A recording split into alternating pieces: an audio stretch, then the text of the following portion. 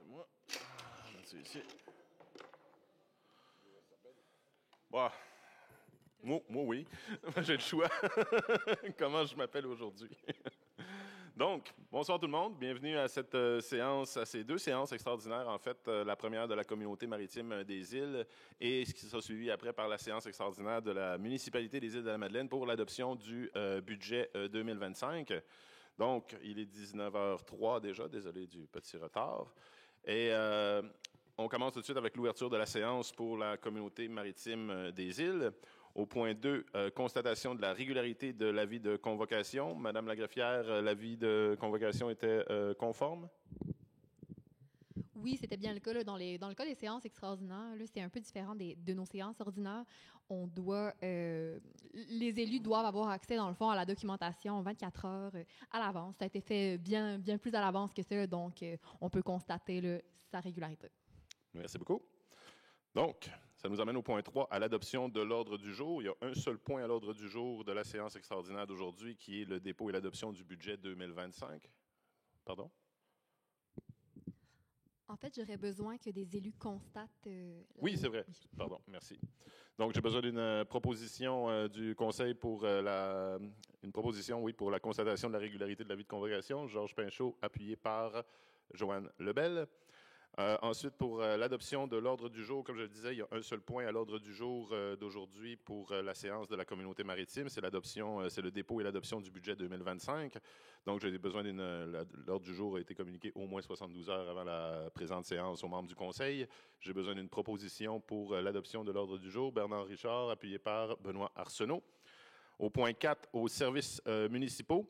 Avant de passer au 4.1, services administratifs et trésorerie, et au dépôt et à l'adoption du budget 2025, j'aurais besoin d'une proposition. Je vais proposer l'ajournement de la séance pour faire la présentation du budget 2025 de la communauté maritime des îles et de la municipalité des îles. Donc, vous comprendrez que, comme à l'habitude, dans le fond, le budget de la communauté maritime et de la municipalité sont consolidés. Donc, j'ai besoin d'un appuyeur pour l'ajournement de la séance, M. Richard. Ce qui nous amène à la présentation d'aujourd'hui, donc du budget 2025 pour la municipalité et pour la communauté maritime et pour la municipalité des Îles-de-la-Madeleine. Donc, je veux souligner, si vous voyez deux absents autour de la table, Roger Chevary et Hugues Lafrance, ce n'est pas qu'ils sont en défaut du présent budget, bien au contraire. Ils sont dans leur fonction d'élus municipaux en représentation du côté de la Gaspésie pour le conseil d'administration de la Régie intermunicipale de l'énergie et pour la Régie intermunicipale des transports, Gaspésie-les-Îles. Donc, on les salue s'ils nous écoutent à la maison. D'ailleurs, je veux rappeler que la séance d'aujourd'hui est diffusée sur notre site web en direct et va être disponible aussi sur notre chaîne YouTube et on est aussi diffusé sur le canal 102 de Cogeco. Je tiens à souligner et à remercier aussi d'ailleurs les directeurs et directrices de services qui sont là aujourd'hui pour la séance à l'adoption du budget. Vous étiez là l'année passée. Je suis content de vous revoir cette année encore. Merci beaucoup. Et encore, merci à tous ceux et celles qui sont présents dans la salle et à ceux et celles qui nous écoutent à la maison. Donc, sur la présentation, première slide, présentation, mot de bienvenue et déroulement de la rencontre. Donc, ce qu'on va faire, c'est qu'on va faire la présentation va se décliner comme vous le voyez à l'écran. Rappel du contexte économique de 2024, une présentation du budget 2025, la présentation du plan triennal d'investissement 2025-2027, l'adoption du budget ensuite, et il y aura période de questions pour la communauté maritime.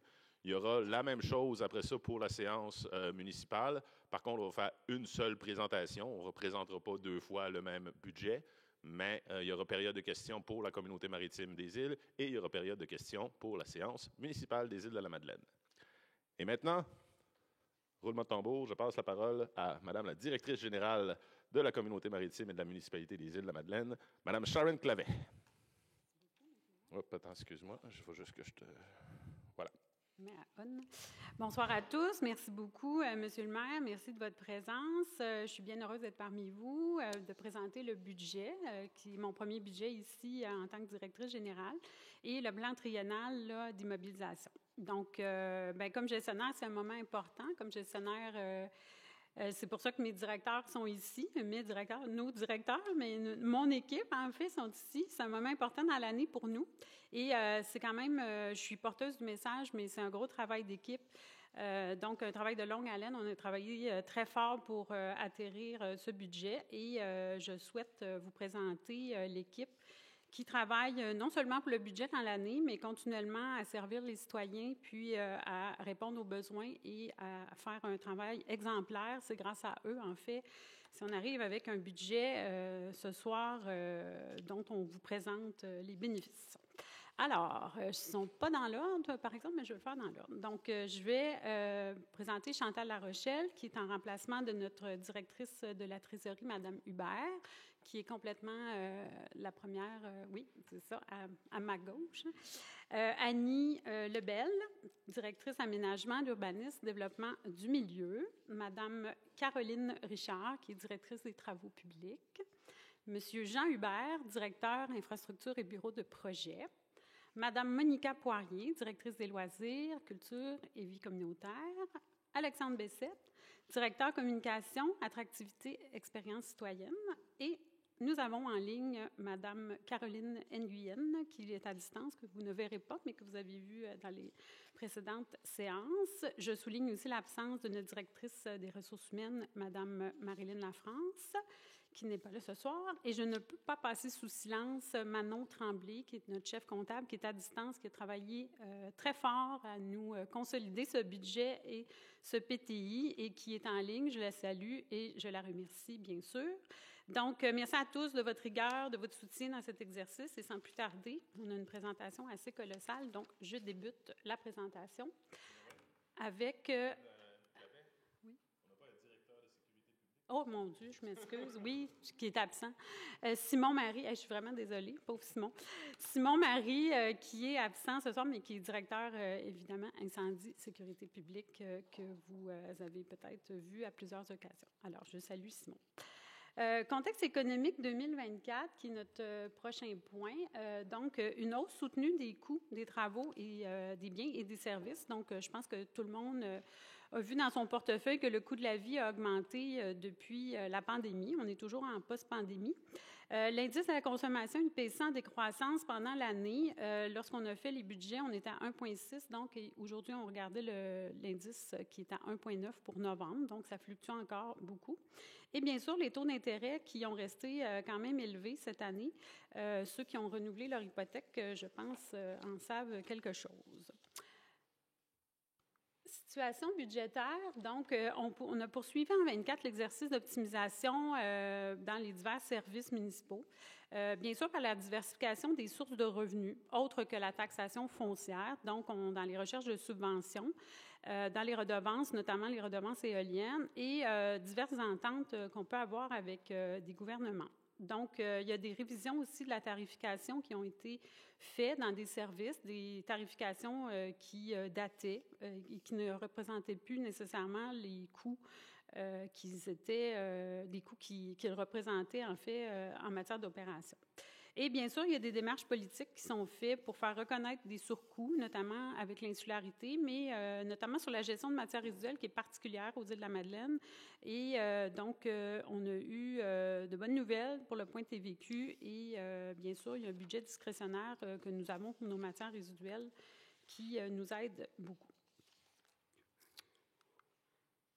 Le budget municipal.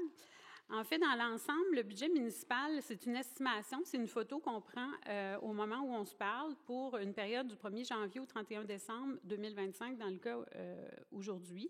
Donc, c'est pour l'année à venir, donc, et c'est des dépenses qui sont liées aux services publics et aux infrastructures locales. Et c'est une obligation, en fait, qu'on a du gouvernement de présenter un budget qui est équilibré.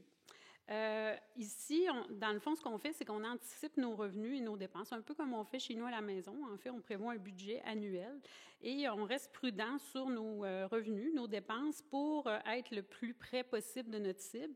Et donc, au moment où on se parle, on est dans des chiffres qui sont des estimations et une anticipation qu'on a. Et au courant de l'année 25, en fait, on réalise des projets et on tombe dans des chiffres qui sont plus réels.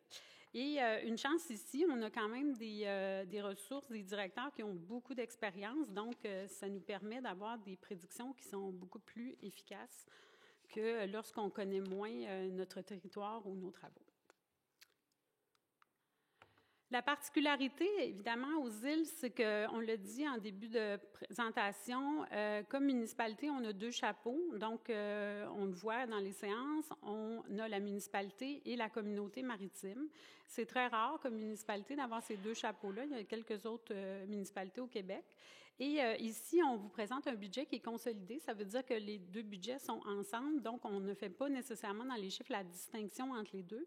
Par contre, on jugeait bon de vous montrer quelles sont les thématiques ou quels sont les postes budgétaires qui représentent ceux qui sont strictement reliés à la municipalité et les autres qui sont strictement reliés à la communauté maritime. Par exemple, la gestion des matières résiduelles, la sécurité publique, en fait, c'est pour l'ensemble de l'archipel et ça englobe, en fait, tous les coûts là, pour que ce soit Gros-Îles et pour les îles de la Madeleine, différemment là, des routes municipales et des égouts des aqueducs qui sont nécessairement là, juste pour pas la communauté, excusez-moi, mais la municipalité. Donc, et puis, comme archipel, en fait, comme insulaire, bien, contrairement à d'autres MRC, bien, ils peuvent partager entre plusieurs municipalités la répartition de ces coûts-là. Bien, ici, on est plus limité dans cette répartition. Les défis des prochaines années, bien sûr, aujourd'hui, on vous présente un budget avec de nombreux chiffres, mais les défis derrière tout ça, il y a bien sûr qui guident nos décisions chaque jour. Il y a les chiffres, oui, mais il y a aussi ces aspects importants qu'on entend très souvent parler dans les communications, entre autres, ou dans nos présentations qu'on fait au public. Il y a d'importants besoins en logement abordable. Donc, aux îles, on fait des études, on le voit. On travaille avec la population, avec les organismes. Il y a bien sûr les changements climatiques. On a fait une rencontre récemment sur les changements climatiques qui impactent nos opérations, nos décisions. Il y a bien sûr l'insularité, j'en ai parlé. Il y a un surcoût qui est important à l'intérieur de nos budgets. Le vieillissement de certaines infrastructures. Bien sûr, comme la plupart des grandes villes, on a besoin de renouveler nos infrastructures. L'augmentation des coûts d'opération en raison d'un contexte économique et de la main-d'œuvre, de la pénurie de main-d'œuvre. On est en compétition avec d'autres entreprises, on est en compétition avec d'autres marchés, et ça fait en sorte que soit on doit faire des gymnastiques importantes pour remplacer des personnes sur des postes ou qu'on a des coûts économiques plus importants puisque les entreprises ont besoin de main-d'œuvre et qu'ils ont de la difficulté à en trouver. La complexité de la gestion des matières résiduelles qui est vraiment typique et particulière aux Îles-de-la-Madeleine, donc ça coûte quand même très cher, l'exportation de nos matières. Et l'évolution de la population, l'âge médian moyen aux Îles-de-la-Madeleine est de 10 ans de plus élevé que la moyenne québécoise, donc on a besoin d'attirer de la main-d'œuvre, de la retenir, de l'intégrer et de pouvoir, en fait, combler plusieurs postes, que ce soit ici comme municipalité, mais comme communauté aussi dans plusieurs entreprises. Pour la partie suivante, je repasse la parole à M. Valiquette. Merci beaucoup, Sharon. Donc, belle mise en contexte. Je vais essayer de me montrer à la hauteur. Là, je ne veux juste pas casser les oreilles à personne. C'est correct? Côté son, ça va? All right. Donc, prochaine slide, les engagements du Conseil pour 2025. Qu'est-ce qu'on s'était donné comme objectif, priorité pour nous, les élus, pour s'assurer de respecter la capacité de payer les contribuables et d'investir dans le maintien de nos infrastructures et leur entretien pour éviter de tout pelleter par en avant puis se retrouver plus tard à devoir faire du rattrapage.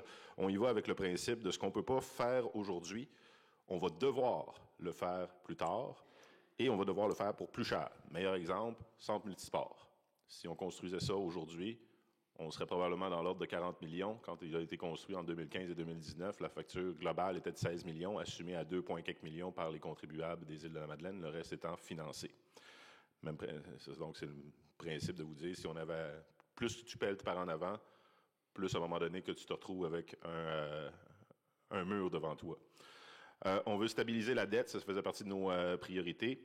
Et on voulait se reconstituer une réserve pour faire face aux imprévus. Stabiliser la dette, reconstituer une réserve, une taxation foncière collée sur l'IPC et les maintiens et l'entretien de nos actifs, vous reconnaîtrez ça comme priorité. On avait sensiblement les mêmes à la présentation financière de 2023. On l'a répété en 2024 et on le répète encore aujourd'hui pour le budget 2025.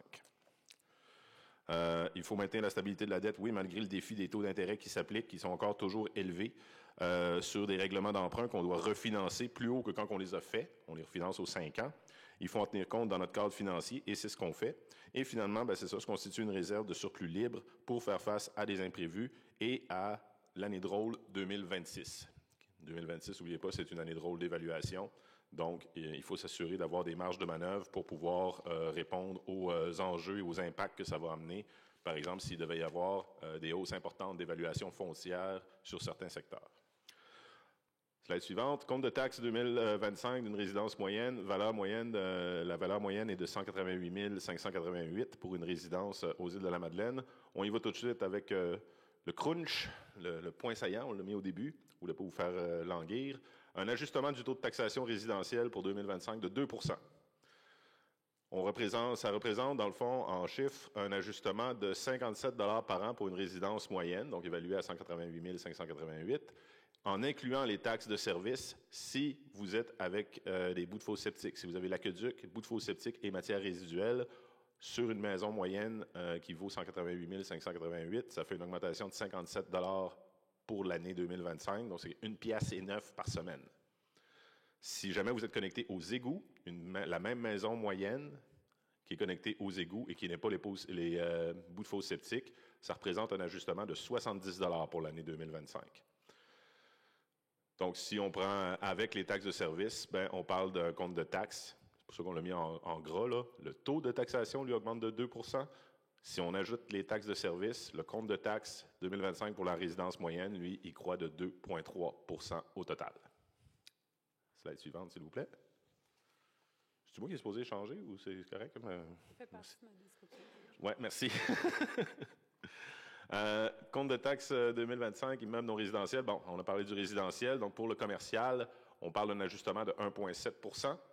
On est à l'ajustement de la taxation foncière pour le secteur industriel de 1,4 %.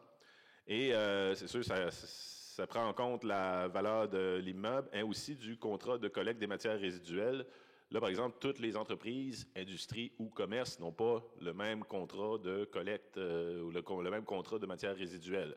Il y a des entreprises qui vont avoir 12 bacs, des entreprises qui vont avoir des containers, pas le même coût, le même contrat nécessairement. Slide suivante, on va quand même voir l'ajustement.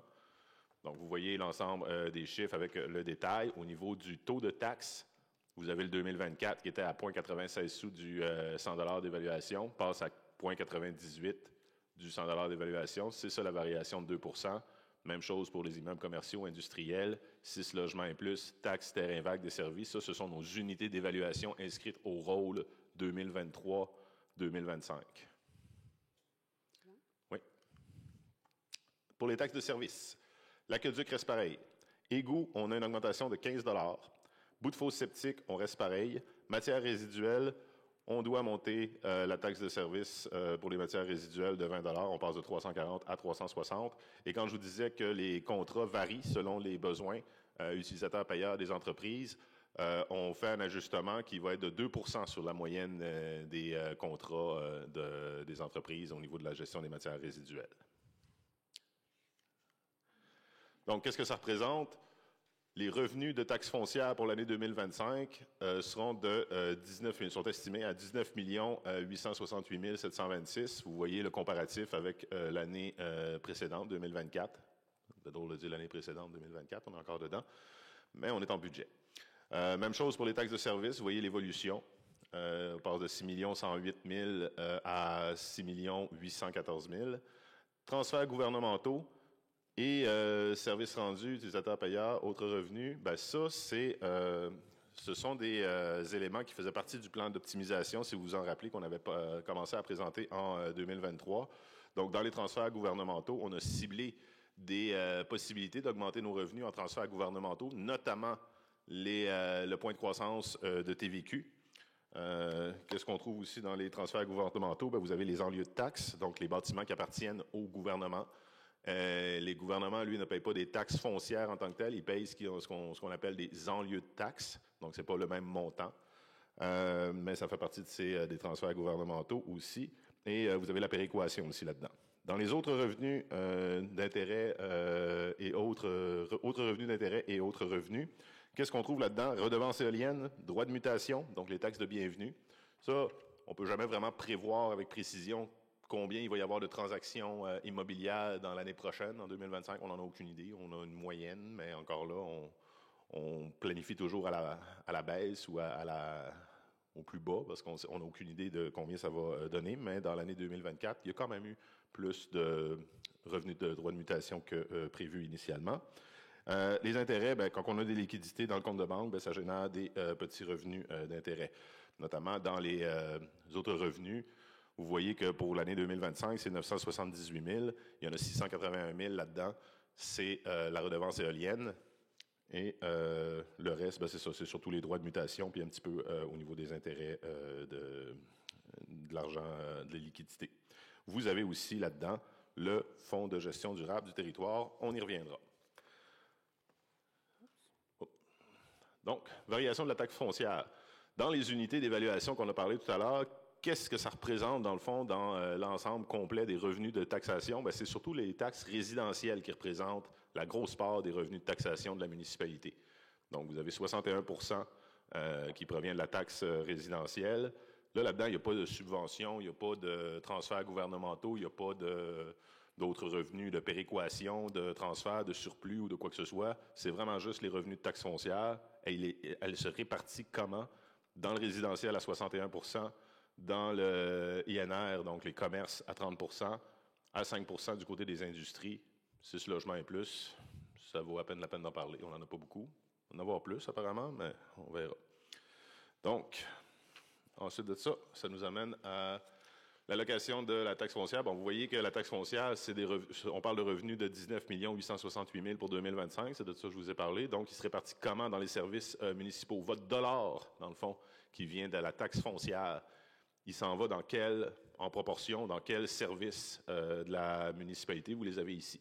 Donc, vous avez l'administration, sécurité publique, voirie et transport, santé et bien-être.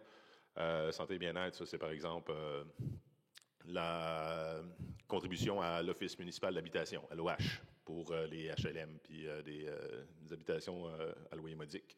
Aménagement et urbanisme, développement du milieu, loisirs, culture et vie communautaire, et le service de la dette qui est aussi là-dedans. Le service de la dette, on a des règlements d'emprunt. À chaque année, on rembourse une partie des capitales et des intérêts sur l'ensemble de nos emprunts. Ça représente... là, je ne vois pas les couleurs comme il faut, là, mais... Le Bourgogne. OK, c'est le 22 sous, c'est ça? OK. Mais ça, encore là, c'est juste sur la taxation foncière. On va voir tout à l'heure ce que ça représente sur le budget global avec toutes les autres formes de revenus consolidés. Oui, suivante. Donc, vous voyez, après ça, tantôt, c'était juste la taxe foncière. Ça, c'est juste les revenus de taxes de service. Donc, encore là, il va où votre dollar que vous payez en taxes de service? Bien, vous le voyez, c'est surtout la gestion des matières résiduelles. Ensuite de ça, l'aqueduc, les égouts, les bouts de fosse septiques. Autres, bien, ce sont des dépenses connexes à tout ça, notamment des frais de transport. Là. On peut passer à la suivante. Du côté des dépenses, vous voyez l'ajustement par rapport de 2024 à 2025.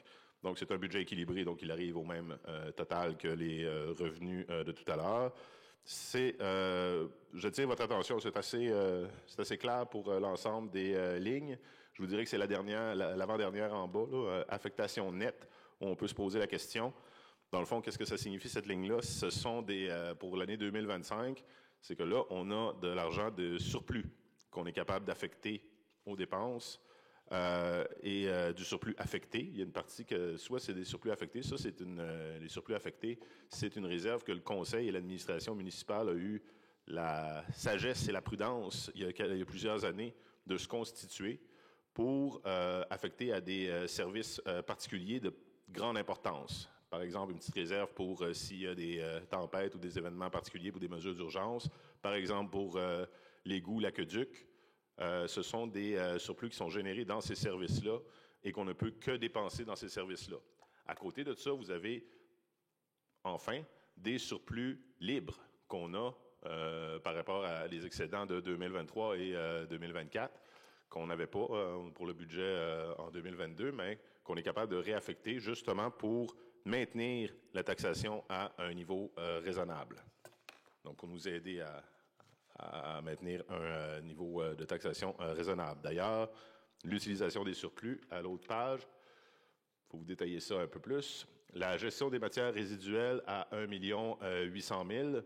Dans le fond, ce qu'on fait, c'est, pour la gestion des matières résiduelles, il y a quelques années, on avait reçu une aide financière pour sortir le maximum de matières accumulées au CGMR, au Centre de gestion des matières résiduelles. Ça, c'était une aide ponctuelle. Puis, on a été bon élève. On a mis 600 000 $ par année de côté pendant 3 ans pour sortir les résidus de construction qui s'empilent très vite. Puis en 2025, ben, on va utiliser cet argent-là. Donc, c'est plus rentable, dans le fond, d'en accumuler puis de faire un gros voyage. Même principe si vous avez un voyage à faire de la maison au CGMR. Si vous y avez à y aller 3 fois par semaine, ben, vous allez attendre 3 semaines pour remplir votre boîte de troc pour aller juste une fois, même principe. Donc, il y a ça. Ensuite de ça, le maintien des actifs. Ça, c'est une des choses dont je pense qu'on est... je veux dire pour moi, mais je pense que je peux parler au nom du conseil là-dessus. C'est une des lignes sur laquelle on est le plus fier. J'inclus aussi l'administration municipale. Dans le fond, pour le maintien des actifs des bâtiments. En 2022, on a un plan de gestion des actifs qui est sorti, qui nous dit qu'est-ce qu'on doit mettre. Puis, Mme Renaud, je suis content que vous soyez là. On en a parlé, vous et moi, en séance il y a quelques semaines, quelques mois, je dirais. On a un plan de gestion qui nous dit qu'est-ce qu'on a besoin d'investir dans nos bâtiments pour les maintenir en bonne santé puis pendant longtemps. La cible, c'est 1,2 million par année. Bon, en 2023, vous vous souvenez du contexte budgétaire, on n'a pas pu mettre d'argent dans ce poste de dépense-là. En 2024, souvenez-vous, on a mis 400 000 là-dedans. En 2025, on remet à 400 000. Ça nous fait 800 000. En 2024 plutôt, excusez. L'année passée, sur le 300 000 sur le 400 000 pardon, qu'on avait mis en 2024, on en a dépensé 300 000. On en a dépensé 100 000. Il en reste un résiduel de 300 000. Bon, excusez. On reprend ce 300 000-là, puis plutôt que juste de le laisser dans le surplus, on le réaffecte dans la gestion des bâtiments. Donc, un 400 000 mis de façon récurrente en 2024, un 400 000 de façon récurrente en 2025, plus le 300 000 de résiduel, ça fait qu'en 2025, l'équipe des infrastructures et bureaux de projet pour le maintien de nos actifs et de nos bâtiments est de 1,1 million, collé sur la cible de 1,2 million du plan de gestion des actifs. Ensuite de ça, maintien des actifs, mais cette fois aux infrastructures. Le 1,1 million, ça c'est pour les bâtiments. On a 96 bâtiments municipaux aux îles de la Madeleine. Maintien, qui appartient à la municipalité, oui. Maintien des actifs, ça c'est au niveau des infrastructures, des travaux publics. Donc, qu'est-ce que pense à, par exemple, vous vous souvenez de la présentation, ceux et celles qui s'en souviennent, à la présentation des finances en 2023, on faisait état d'un déficit au niveau des investissements, par exemple, dans le gravier, dans la signalisation. Donc ça, c'est une bonification du budget qui existait déjà, à même les surplus, les excédents, les surplus libres qui sont maintenant disponibles pour le Conseil. En 2025, on bonifie ce budget-là pour faire davantage de ce type de travaux-là. De la niveleuse, du grader et de la signalisation, par exemple. Ensuite de ça, autres dépenses au plan triennal pour le 916 000 qui reste. Il y a un 200 000 là-dedans qui s'en va dans le fonds de roulement. En 2024, en 2023, vous vous souvenez, contexte budgétaire, on n'avait pas pu mettre 100 000 Normalement, on met 100 000 par année dans notre fonds de roulement. Le fonds de roulement, dans le fond, à quoi ça sert? C'est de l'argent qu'on s'emprunte à nous-mêmes. Donc, plutôt que d'emprunter aux institutions financières puis de payer de l'intérêt, on se garde un fonds de roulement où est-ce qu'on peut aller s'emprunter de l'argent à nous-mêmes, par exemple, pour du remplacement de véhicules ou d'équipements. Donc ça, on doit normalement le remplir à coût de 100 000 par année. En 2023, on n'avait pas pu le faire. On l'a fait en 2024. En 2025, on rattrape notre retard. On met 200 000 dans le fonds de roulement, puis on est à jour. Ensuite de ça, il y a la part municipale du FRA pour nos projets. Donc, quand on prend un projet, le FRA, le Fonds Région Ruralité, ça finance à 100% des projets, sauf quand c'est des projets pour la municipalité. À ce moment-là, la municipalité a une part à mettre aussi. Donc, on finance ça avec le surplus. L'autre chose qu'on finance à même le surplus, plutôt que de faire un règlement d'emprunt et d'alourdir les règlements d'emprunt et la dette de la municipalité, bien, ce sont les équipements incendies, comme par exemple, on a donné le contrat à la dernière séance du Conseil. On avait budgété 500 000 pour le remplacement des masques et des bonbonnes parce qu'ils étaient dus par règlement. On était obligé de les changer pour nos équipes de pompiers. Et finalement, on s'en est tiré à autour de 420 000, si je me souviens bien. Pour l'octroi du contrat avec les options et tout. Fait que ça, on a payé ça à même les surplus plutôt que d'aller en règlement d'emprunt. Ça fait le tour de cette slide-là. Du côté de la répartition des dépenses, bien, vous voyez, dans le fond, sur l'ensemble du budget. Donc là, c'est plus juste la taxation, c'est l'ensemble du budget de 42 915 338 pour l'année 2025. Comment il est réparti, comment les dépenses de ce budget-là est réparti. Il n'y a pas grand changement. Le service de la dette est à 12 %. Il était autour de 10 l'année passée, 10,11. Moi, 10,73, donc à 11. Donc, ce que ça signifie, c'est qu'on met plus d'argent, on a refinancé des prêts durant la dernière année à des taux plus élevés que ce qu'on les a contractés 5 ans plus tôt. Donc, ça fait qu'on augmente l'argent qu'on met sur le remboursement de notre dette, mais l'augmentation du budget n'est pas aussi grande que l'augmentation de ce qu'on met sur notre dette.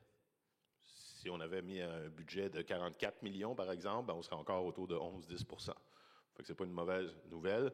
Encore là, service de dette, on se rappelle que notre dette est autour de 30 millions, puis on a un budget de 42,9 pour l'année.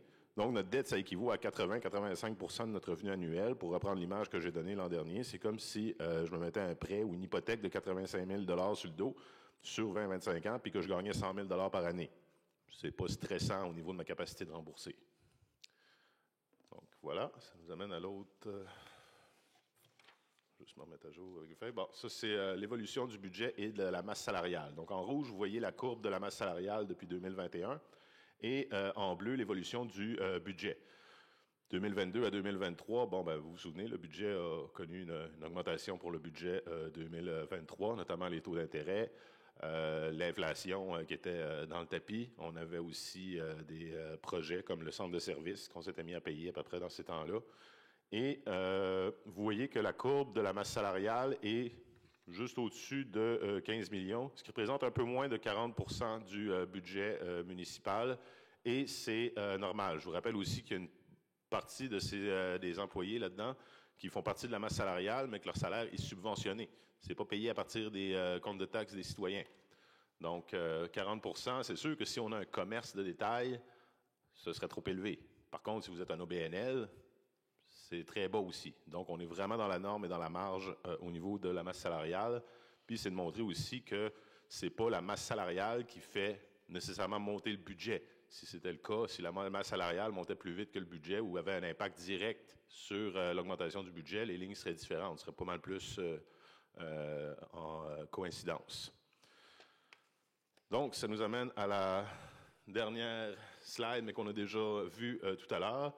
Les engagements du Conseil pour 2025, une taxation foncière collée sur l'indice des prix à la consommation. Comme le disait Sharon, l'inflation, nous autres, on prend Statistique Canada pour la province du Québec d'un mois à un autre mois de l'année. Si on la prend de novembre à novembre, c'est 1,9 %. Donc, la variation du taux de taxe est à 2 %. Donc, je pense qu'on peut mettre un coche vert là-dessus. Prioriser le maintien et l'entretien de nos actifs, infrastructures et bâtiments. On a bonifié les budgets au point d'atteindre la cible au niveau du maintien des actifs des bâtiments à 1,1 million, ce qui est quand même quelque chose, je vous dis. Moi, je vous dis, c'est le bout où je suis le plus fier. Puis je pense que les autres élus autour de la table sont d'accord avec moi aussi là-dessus. On a réussi à maintenir une dette stable entre 10 et 12 %, qui représente encore là, comme je vous dis, un 85 de notre moins de 85, en fait, un peu moins de 85 % de notre revenu annuel avec la valeur du budget. Et enfin, de reconstituer une réserve pour faire face aux imprévus. Ben, écoutez, pour 2025, la municipalité peut compter sur un surplus libre de 1,8 million. Ça va augmenter ça au cours de l'année 2025 quand on va adopter les excédents avec les états financiers de l'année en cours 2024. Ça veut dire qu'on va avoir autour ou même plus que 5 % de surplus non affecté de notre budget, 5 % de notre budget en surplus non affecté, ce qui est une cible de bonne pratique en matière de fiscalité municipale qui est reconnue. Ça fait le tour. Ben, je peux peut-être mentionner tout de suite le montant de la redevance. Où se présente-tu? Bon. Pour le Fonds de gestion durable du territoire, vous savez, on avait récolté 28 855 $ en 2024 pour la redevance touristique sur une base volontaire. Vous vous souvenez que par règlement, la disposition de ça peut être 50-50 communautés maritimes et municipalités des Îles-de-la-Madeleine. Donc, du côté de la communauté maritime, ça veut dire que la moitié de ça s'en va sur la gestion des matières résiduelles. Donner un petit coup de main. Vous voyez qu'on a quand même été obligé de monter malgré l'aide financière, malgré les réserves, par exemple, du 600 000 par année, puis qui fait 1,8 million sur 3 ans qu'on va investir cette année dans le transport l'évacuation des matières de construction. Ben, ça fait quand même un 14 000 qu'on va mettre sur la gestion des matières résiduelles, parce que c'est vraiment là qu'on a ben, là et ailleurs, mais on a un gros enjeu au niveau des coûts des matières résiduelles aux Îles-de-la-Madeleine. Je n'apprends rien à personne là-dessus. Ça équivaut encore, grosso modo, à 18 % de notre budget.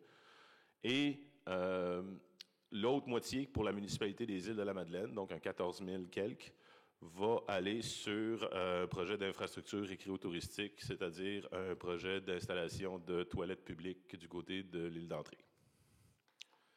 Là-dessus, Mme Clavet, je te laisse continuer avec le PTI. Je vais te juste redonner le micro.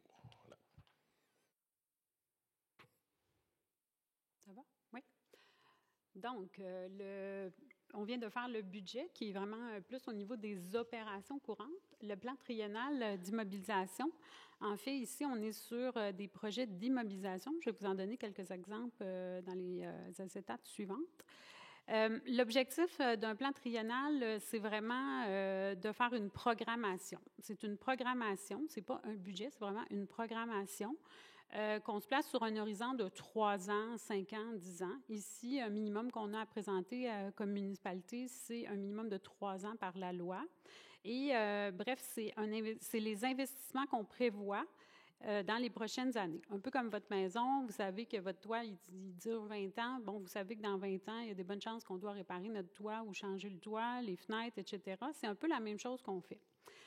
Ça nous permet, en fait, dans ces planifications-là, d'être capable de prioriser nos projets en fonction de notre capacité, bien sûr, de payer, mais notre capacité aussi à réaliser. Donc, on n'a pas des ressources à l'infini, donc il faut aussi prévoir comment on peut réaliser ces projets-là. Et c'est vraiment une projection de l'estimation des besoins en investissement et c'est vraiment aussi des investissements qui ne sont pas seulement reliés à la taxe foncière.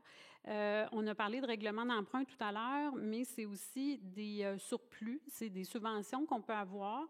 Et en termes de subventions, j'en ai parlé un peu en juin, il y a des subventions où le gouvernement nous donne l'obligation, en fait, d'appliquer sur certaines subventions pour réparer des routes, entre autres des tuyaux, des choses comme ça. Donc, ça devient un incitatif intéressant pour chacune des municipalités au Québec. Et il y a des subventions sur lesquelles on profite, on saisit les opportunités pour réparer des bâtiments, en construire et faire autre chose. Donc, des exemples de ce qu'on fait avec le plan triennal. Il y a plusieurs réalisations que vous avez sûrement vues sur le territoire cet été. Je dis cet été parce que c'est surtout en saison estivale qu'on fait les travaux. Puis c'est des travaux vraiment des travaux durs en fait qu'on fait dans l'immobilisation. Là, c'est des routes. Vous avez vu le chemin Cormier. Station de pompage Cap-aux-Meules, l'asphalte chemin L'Oiseau. On a ici un ponceau sur le chemin des Échouries. Deuxième, vous avez vu bâtiment grande entrée qui s'est fait une grande beauté cet été, en fait. Il y a eu la protection des étangs aérés à Cap-aux-Meules. Il y a eu un parc communautaire qu'on voit ici, celui qui est derrière l'hôtel de ville, mais vous avez également celui dans vos maisons et le site de la côte aussi où on a fait d'énormes réparations d'entretien. En fait, ces projets-là, comme je l'ai dit dans la première acétate, c'est vraiment des projets qui ont été financés par plusieurs fonds ou plusieurs transferts gouvernementaux. Et on en avait parlé aussi en juin.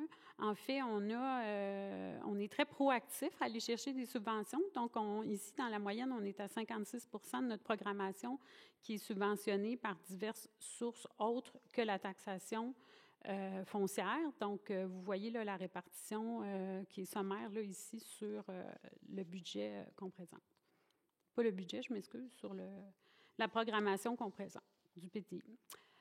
Ici, on vous a décliné la programmation en plusieurs postes thématiques. Travaux publics, en fait, on vous explique en gros que travaux publics, lorsqu'on met des projets dans ce domaine-là, c'est vraiment des projets d'investissement sur l'asphalte, des interventions sur le réseau d'aqueducs et égouts, renouvellement de certains véhicules, en fait, pour entretenir la voirie, etc., et la mise aux normes, Antonin en a parlé tout à l'heure, de la signalisation routière. Donc, la programmation qu'on a fait pour 25, c'est 6 990 000 $ en fait, qu'on prévoit être en mesure d'investir. Et pour 26, on est à 6,9 millions et en 27 à 7,9 millions. En fond, on parle de gestion des actifs. Ici, on est aussi dans la gestion des actifs. Et c'est important, dans le fond, de dire que c'est des projections qu'on se fait. L'année prochaine, ça se peut que vous regardiez notre budget puis vous dites en 26, l'année passée, vous aviez mis 6,9, puis c'est pas ça que vous avez. C'est effectif. Ça sera peut-être vrai.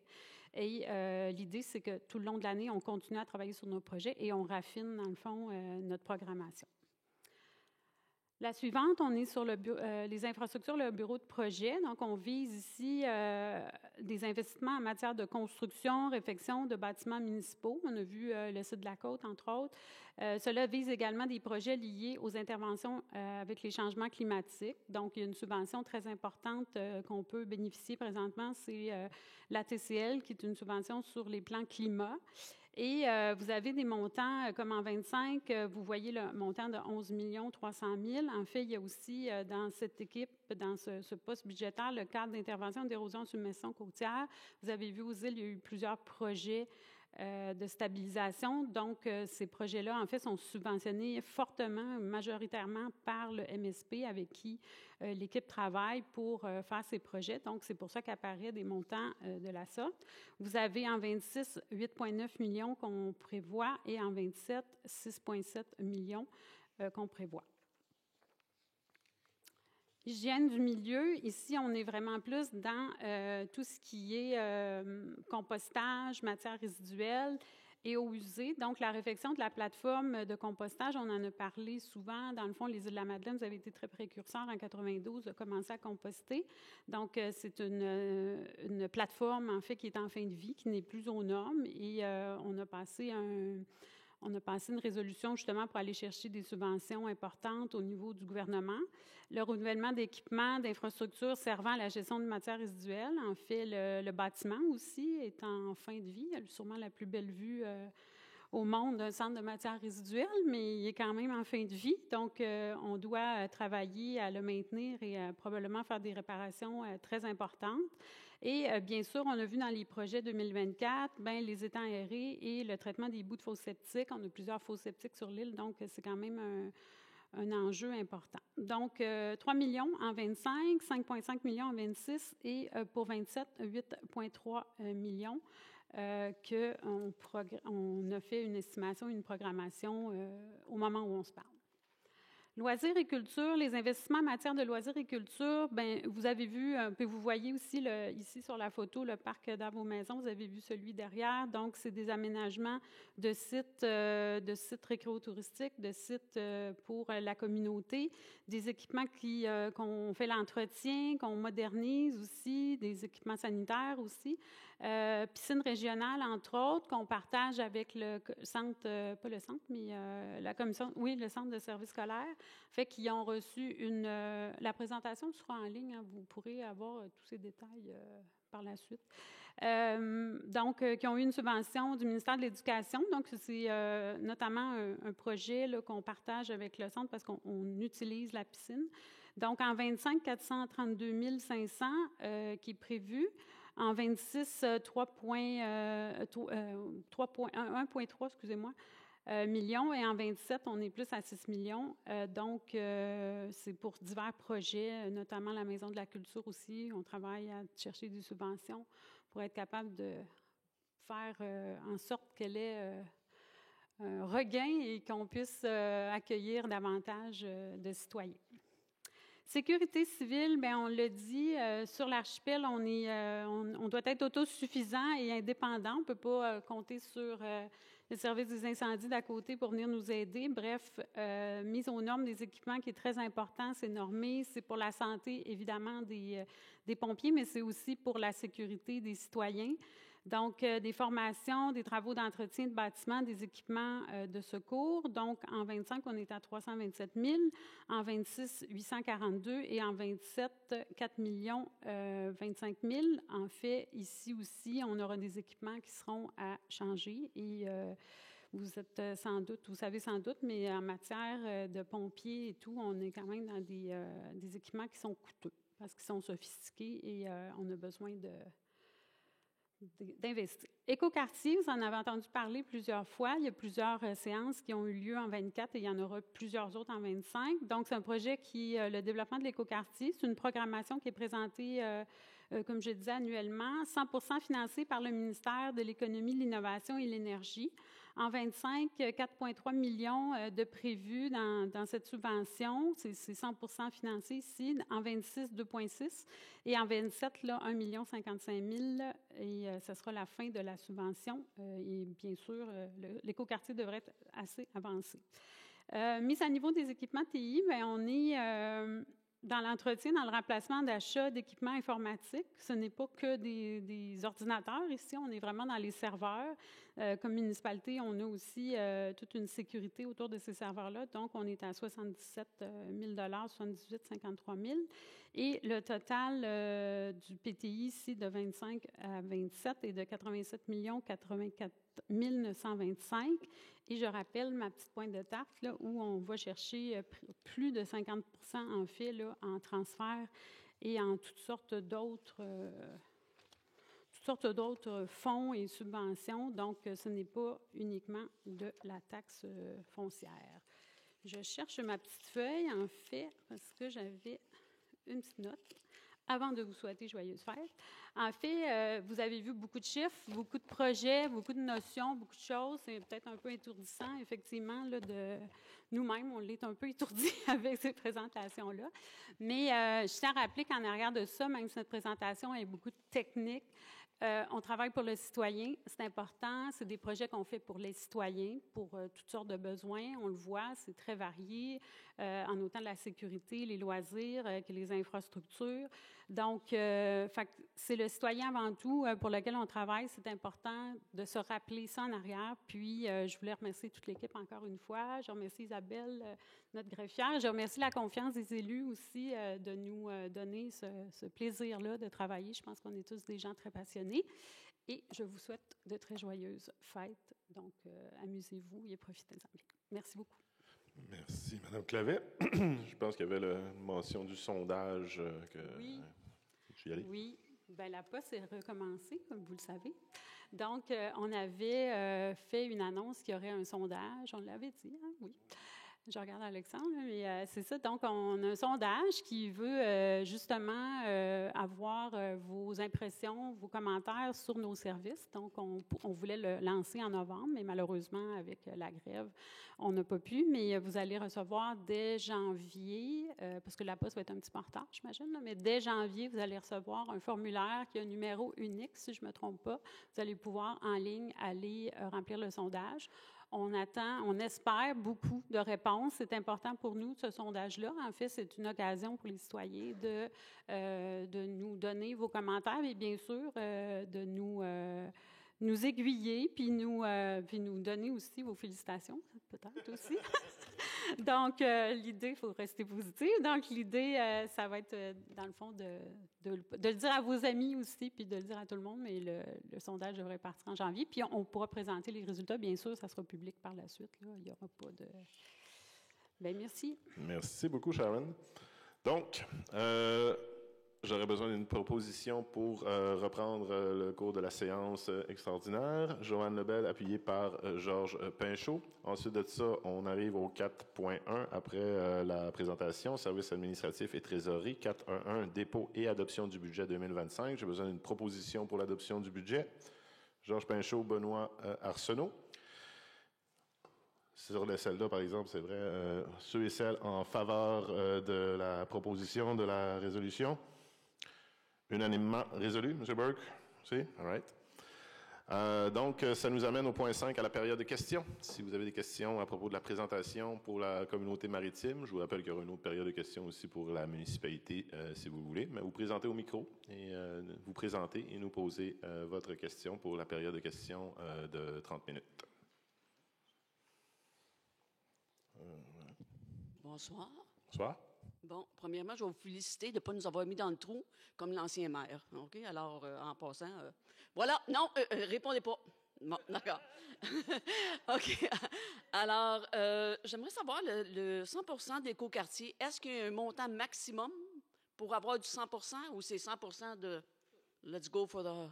C'est 10 millions, ça subventionne... C'est 10 millions? C'est 10 millions l'enveloppe globale. Ça subventionne 100 % des dépenses admissibles. OK. Puis on est tous dans les dépenses admissibles. On ne prévoit pas de dépenses non admissibles. OK, parfait. Bon, ça répond à une de mes questions. La deuxième, je me demandais, est-ce que le budget pour les déchets, parce que lors de mon séjour à la municipalité, on parlait d'une nouvelle façon de trier des déchets. Il y avait une nouvelle compagnie et qu'on changerait la façon, on ne mettrait plus de carton dans le compostage, etc. Ce qui voudrait dire qu'on aurait probablement plus de déchets dans le noir, exemple, parce que si on ne peut pas mettre ça dans le compost, le carton, puis ces affaires-là, ou dans le recyclage, là, est-ce que ça a été pensé qu'on va... Ben, en fait, le carton irait dans le recyclage. Ah, C'est il ça, va continuer? Ah, je pensais Ben, que en c'était fait, seulement... techniquement, le carton, il allait dans le compost. Le papier carton, Oui, on le mettait dans le oui, c'est compost. ça, il allait dans le compost. Et là, il va aller dans le recyclage OK. parce que c'est Éco-entreprise Québec. OK. Donc, il va prendre en charge le recyclage aux îles de la Fait Madeleine. qu'on va avoir plus de recyclage, ça va nous coûter plus cher. Ben, les frais de ça vont être assumés par Éco-entreprise Québec. Ah, parfait. Ça fait mon affaire, merci. Est-ce que vous avez prévu dans le budget de l'argent pour le centre de transbordement d'Arbre-Vert? Oui, madame. Yes, sir. Mon Dieu, vous êtes En prêts? fait, Ça va? Cadeau de On a- Noël? Ben, en fait, on se prévoit une certaine réserve. Je ne l'ai pas chiffré nécessairement, mais on est en train de réfléchir encore à la mesure compensatoire. C'est pas juste une question de budget, hein, le site de transbordement de Havre-Aubert et de Grande Entrée. Il y a une question d'enjeu particulièrement à Havre-Aubert. Il y a une question, vous le savez, de sécurité et de conformité aussi réglementaire. Donc, on travaille là-dessus. On va vous présenter ça en temps et lieu. Puis oui, on y a réfléchi au niveau du budget. Parfait. Madame la conseillère de l'île du Havre-Aubert en a glissé un mot. J'aurais une autre question. Ça serait est-ce qu'on va penser peut-être avoir un petit incinérateur? Je ne sais pas, quelqu'un doit avoir posé la question. Ça coûte tellement cher, ça n'a plus de sens, là, envoyer les vidanges.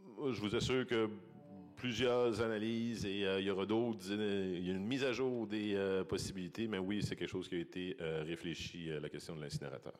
OK. Puis ma dernière question, c'est les bâtiments qui ne sont pas utilisés par la municipalité. Allez-vous vous en départir ou vous allez les garder encore puis les entretenir?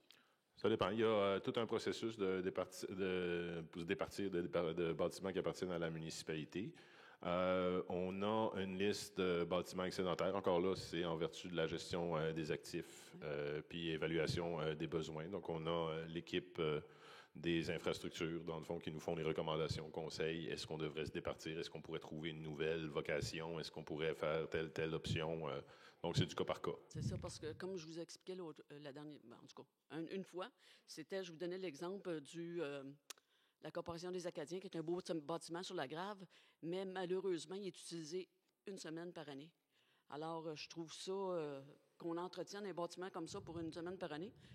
Je comprends que c'est dans mon coin, là, mais je trouve pas ça très logique, là, à mon avis. Là. Ben, ça fait partie de nos réflexions, Mme Lebel. C'est pas la première fois. En fait, je pense qu'on en avait parlé pendant que vous étiez à la table du conseil, d'ailleurs. Puis ça faisait partie, petite parenthèse. On a fait des investissements sur ce bâtiment-là, financés par le fonds Fiona, donc dans le fond, le fonds de rétablissement de l'ouragan Fiona. Puis justement, pour le remettre à niveau, pour avoir justement des options. Quoi faire avec ce bâtiment-là? Si on le cède, si on l'utilise, si on le loue, il faut toujours bien que le bâtiment soit en bonne santé, suffisamment en santé pour qu'on puisse l'utiliser d'une façon ou d'une autre. Bon, bien parfait. Alors, sur ça, je vous souhaite de très belles fêtes. Merci, vous aussi. Messieurs, dames.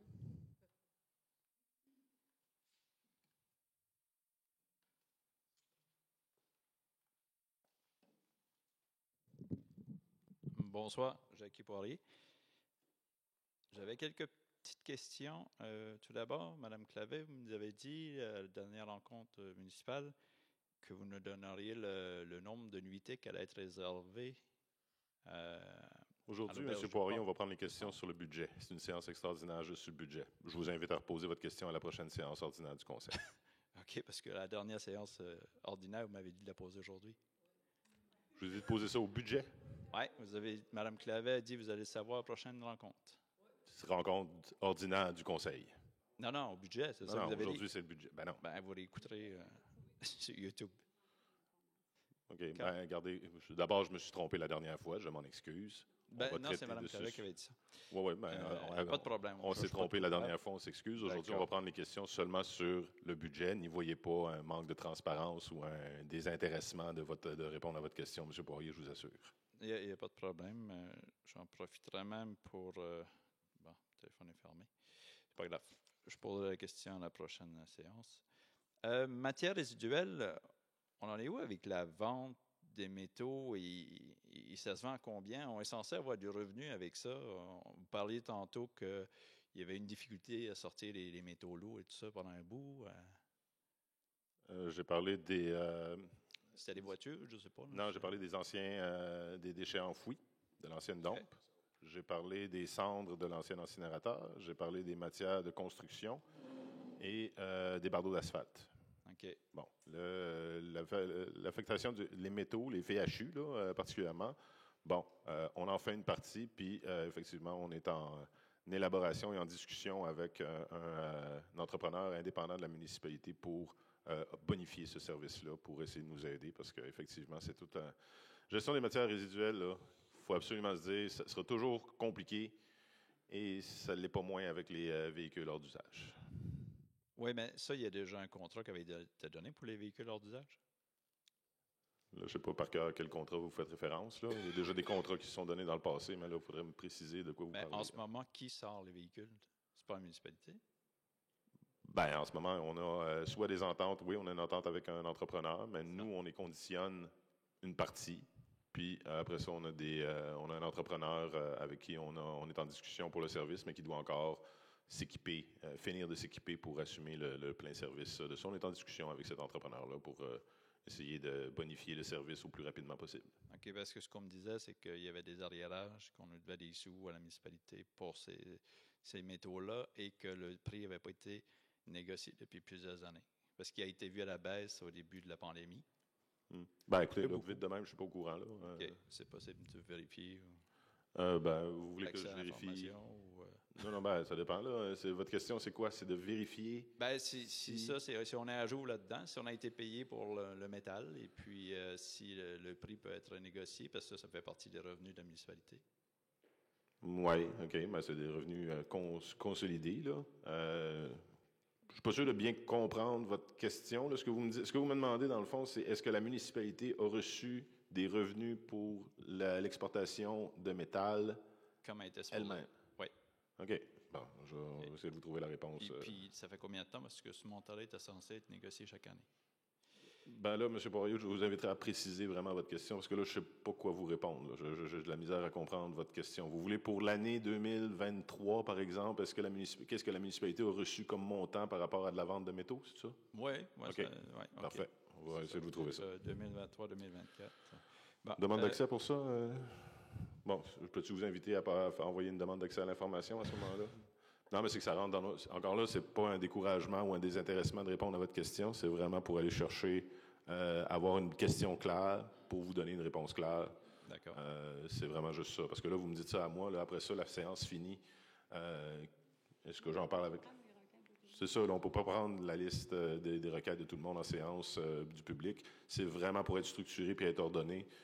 On va vous répondre. En plus, quand on reçoit une demande d'accès à l'information, on la reçoit telle date, on a tant de temps pour répondre. C'est structuré, c'est organisé, c'est beaucoup mieux comme ça. OK, merci. Le maintien des bâtiments, il y a 1,1 million. Est-ce qu'il est déjà planifié sur des bâtiments ou on va voir au fur et à mesure? Ou... Ben, on va le faire au fur et à mesure. On a un plan de gestion des actifs. Là, après ça, on va le dire au fur et à mesure qu'on va affecter les sommes. Ça va être par résolution au fur et à mesure de l'année. Puis, on va faire comme dans les autres postes budgétaires, c'est-à-dire vous êtes un régulier des séances du conseil, donc on va passer une résolution, on va dire on met tant d'argent sur tel bâtiment et c'est payé à même le fonds, le budget de 1,1 million du maintien des actifs. Il n'est pas déjà affecté à des projets? Non. Où est-ce qu'on en est? Il y a une programmation, mais on ne l'a pas affecté. Ça va être affecté, ça va être à la décision du conseil. Parce qu'encore là, une programmation, comme le disait Sharon, on peut dire, il peut se passer toutes sortes de choses. Là. Mettons qu'on dit, on met 100 000 sur tel bâtiment, le bâtiment de l'île de la Grave, là, de la Corporation des Acadiens. J'espère que non, on vient de leur taper. Là. Mais, bon, c'est ça. Ouais, ben, tu sais, mettons qu'on dit qu'on retape un bâtiment, c'est dans la planification, mais après ça, il se passe d'autres choses, on change d'idée. On était supposé mettre telle portion du financement à même notre surplus, notre fonds, les fonds municipaux, puis on comptait sur une subvention qu'on n'a pas eue, par exemple, donc on change d'idée. Fait que, tu sais, on a une programmation, on sait dans quel ordre, nous autres, à l'interne, sur quel ordre on va le faire, mais au fur et à mesure qu'on va les confirmer puis les affecter, vous allez être tenu au courant dans les séances du Conseil à résolution. Puis à ce moment-là, ça va me faire plaisir de répondre plus en détail à vos questions sur les projets au cas par cas. Il n'y a pas de problème. D'accord. Madame Lebel parlait des bâtiments tantôt. Où est-ce qu'on en est avec le site de la Côte qui était censé avoir des baux? On prévoit finaliser les baux en amphithéotique pour d'ici la fin de 2025 avec les propriétaires. OK. Bon, ça va avoir étiré un peu. Je me questionne un petit peu par rapport aux investissements 2025, 26, puis bang, 26, 27, là, ça explose. CGMA, ça passe de 3 millions en 2025 à 8,3 en 2026. Je sais qu'il y a les bâtiments, le plateau et tout ça. Service d'incendie, on passe de 327 000 en 2025 à 2027, 4 millions. C'est quoi ces gros projets-là? Es-tu un garage planifié? Non, ben ça, on va y aller au cas par cas. Là. Nous, à l'interne, on sait sur quoi on va travailler, mais encore là, c'est ce qu'on apprend. Encore là, si tout va bien, dans notre plan, 86 millions sur 3 ans, écoutez, dans un monde idéal, on va être capable de tout faire d'un point de vue opérationnel, d'un point de vue financier surtout. Mais il y a probablement, ce qu'on vous dit, c'est que c'est dans ces styles de projets-là qu'on va travailler. Votre question spécifique, elle est par rapport à la sécurité incendie. Où est-ce qu'on a un bond de 2 millions, je pense, quelque chose d'une 2027? Un bond de 3 700 000 à peu près. 3 700 000, on parle de la caserne. Donc, c'est une nouvelle caserne ici à Cap-Breton. Non, c'est un agrandissement, une rénovation, un agrandissement de la caserne qui est prévu. Mais encore là, est-ce que ça va se faire? Pas fait encore, ça, là. Il faut qu'on fasse le montage financier. Peut-être qu'on va y arriver, peut-être qu'on n'y est pas. Aujourd'hui, ce qu'on dit, c'est que c'est sur notre liste de choses sur lesquelles on va travailler pour réaliser. Pourquoi? Parce qu'on en a besoin. OK, parfait. Est-ce qu'il y a un montant qui a été assigné pour la salle communautaire à grande entrée dans tout ça? Ou? Ben, c'est la même affaire qu'il était déjà au PTI de l'année passée. Le PTI, ça nous dit, mais non, il n'y a pas d'autres développements, mais ça s'en vient. Là, on va faire une présentation de où est-ce qu'on est rendu avec le montage financier plus précis, après plan et devis. Donc, l'été passé, on a fait une présentation avec les plans d'architectes. On avait dit qu'on viendrait quand on serait prêt après les plans et devis. On visait l'automne. Finalement, ça a été retardé. On s'en excuse, mais en même temps, c'est pas juste de notre faute. Et on va présenter ça, on va retourner devant la population, on va représenter un plan financier, puis vous aurez à ce moment-là encore là, l'occasion d'en parler. Puis c'est bien de poser vos questions. Puis si jamais, autour de la table du conseil, si finalement le projet dépasse ce qu'on avait prévu ou où est-ce qu'on est à l'aise d'aller, ben on n'ira pas de l'avant. Si on rentre dans un cadre raisonnable aux yeux du conseil, on ira de l'avant puis on vous informera en temps et lieu. Okay. On n'a toujours pas eu d'informations sur combien ça coûterait pour réparer le Capitole de l'Est. Ça, on n'a jamais eu cette information-là. Ben, on avait estimé ça autour de 7-8 millions, si je me souviens bien, là, de mémoire. En tout cas, moi, c'est le chiffre que j'ai en mémoire. Là. Non. Bon, ben, okay. Autour de 7-8 millions. OK. Je ne sais pas si ce rapport-là, on peut l'avoir via l'accès à l'information ou qu'est-ce qui a remplacé pour 8 millions ce bâtiment-là? Beaucoup de choses. Ben, vous pouvez faire... il me semble que ça, il y avait une demande d'accès à l'information pour ça, si je me souviens bien. Le rapport n'est pas à jour. Bon. On l'estime avec notre plan de gestion des actifs, en fait. Là. Donc, je ne sais pas trop quoi vous répondre. Là, autour de 7-8 millions là, que ça coûterait pour... Mais si je fais la demande, on va me donner le rapport qui n'est pas à jour? Ou... je ne sais pas, faites la demande. Puis moi, je ne m'occupe pas des demandes d'accès à l'information. Si vous demandez le rapport qui avait été fait en 2020-2021, on va vous donner le rapport. Là. Ah, Madame la greffière. Bien, en fait, c'est certain qu'à l'accès à l'information, on vous donne les documents qu'on a à notre disposition. Là. Fait que si le dernier rapport est celui qui n'est pas à jour, c'est le seul qu'on transmet. C'est ça. Parfait. La loi de l'accès à l'information, dans le fond, on donne, c'est pour obtenir des documents qu'on a. La loi de l'accès à l'information ne nous oblige pas à produire un document pour les besoins. Une dernière question, M. Poirier. Après ça, on peut passer à la séance municipale. Joyeuse fête à tout le monde. Merci, vous aussi. Merci. Merci. Donc, s'il n'y a pas d'autres questions, on peut passer à la clôture de la séance. Une proposition pour la clôture de la séance. Madame Lebel, Monsieur Richard. All right. Mr. Mayor, thank you for being with us. Donc, merci beaucoup. Hop, attends. Je vais te... Go ahead. Bonne soirée, puis joyeuse fête à tout le monde. Thank you. Merci beaucoup. Joyeuse fête à vous, M. Burke. Bye. Bye. Donc, est-ce qu'on est prêt à enchaîner tout de suite? Parfait. Donc, on enchaîne tout de suite avec la séance de la municipalité des Îles. Je déclare la séance ouverte. Madame la greffière, pour le point 2, la constatation de la régularité de l'avis de convocation, est-ce que l'avis de convocation pour la séance extraordinaire de la municipalité de ce soir était conforme? Oui, même chose que tout à l'heure, là. Je vous ai parlé aussi de documents, mais on envoie, pour votre information, un avis de convocation par courriel à tous les membres du conseil. Donc, ça a été dûment fait, là, comme à toutes les séances, autant ordinaires qu'extraordinaires. C'est vrai, je l'ai eu. Donc, merci. Donc, une proposition pour la constatation de la régularité de l'avis de convocation. Joanne Lebel, appuyée par Georges Pinchot. L'adoption de l'ordre du jour. L'ordre du jour d'aujourd'hui a été communiqué au moins 72 heures avant la présente séance aux membres du Conseil. Est-ce que j'ai une proposition pour l'adoption de l'ordre du jour? M. Richard, appuyé par M. Arsenault. Ça nous amène en 4.4 services municipaux, en 4.1 aux services administratifs et trésorerie, en 4.1.1 dépôt et adoption du budget 2025 de la municipalité des Îles, qui est exactement le même que celui qu'on a présenté tout à l'heure. Donc, je vous épargne la même présentation finalement. Donc, une proposition pour l'adoption et le dépôt du budget 2025. Il faudrait lire la résolution. Ah, lire la résolution. Je ne l'ai pas. Excusez, je n'ai pas mes feuilles. Est-ce que je peux vous demander la résolution, Alexandra? Fallait-tu lire la résolution pour la communauté maritime? C'est pas grave. Ben, tant qu'on en lit au moins une fois, là, on OK. sait que c'est exactement ça. OK, parfait. Donc, bon, c'était pas préparé, ça vous dérange si je la lis? Donc, 4.1.1, dépôt et adoption du budget 2025. Considérant que le maire a procédé à la présentation du budget de la municipalité et de la communauté maritime des Îles, avec l'aide de la directrice générale, merci, et de tous mes amis.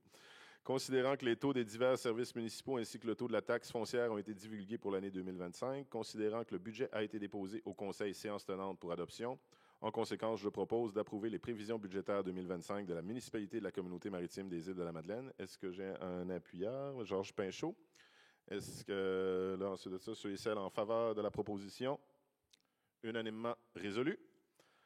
Donc, ça nous amène en point 5 à la période de questions. Est-ce qu'il y avait d'autres questions pour le Conseil par rapport au budget 2025? S'il n'y a pas d'autres budgets, non, il n'y a pas d'autres budgets. un suffira. Donc, s'il n'y a pas d'autres questions, une proposition pour la clôture de la séance, Georges Pinchot, appuyé par Benoît Arsenault, et unanimement résolu. Merci tout le monde. Merci pour votre présence ce soir. Je veux remercier encore une fois les directeurs et directrices d'être là ce soir. D'ailleurs, on a fait quelque chose d'un peu particulier cette année avec l'élaboration du budget, où est-ce qu'on a eu le plaisir au Conseil d'avoir des présentations de chaque service auprès du Conseil pour présenter les budgets et les demandes budgétaires, besoins budgétaires de chaque département. Je pense que, en tout cas, de notre côté, ça a été très apprécié. J'espère que vous aussi. Et écoutez, il me reste à vous souhaiter de joyeuses fêtes à tout le monde, à tous et à toutes. Bonne année 2025 également. Attendez, je vous ouvre toute la gang, le micro. OK, je ferme toute la gang.